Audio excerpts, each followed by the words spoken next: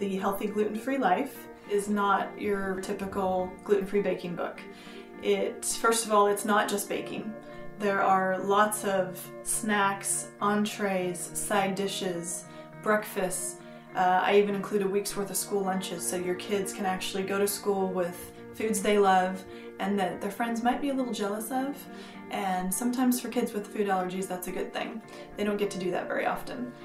Over time, I realized to reach a broader audience, it would be helpful to come out with a cookbook so that I could talk to and educate and share recipes that I've come up with to a bigger group of people and reach more people that way.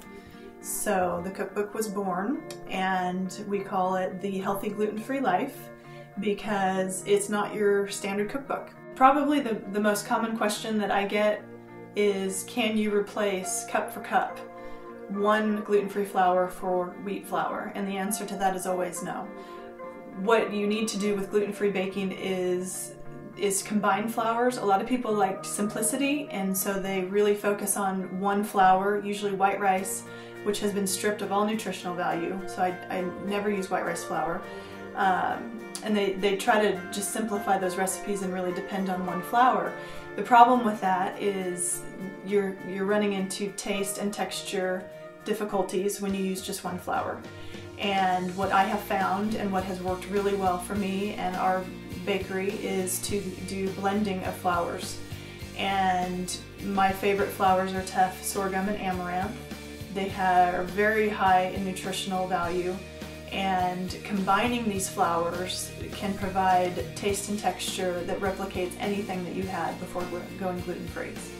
My book is based on general recipes like you're used to cooking with, so that you can adapt as you go along. So instead of a flour blend, each flour and starch ratio is tweaked to give you the best taste and texture for each individual recipe. I've done that work for you.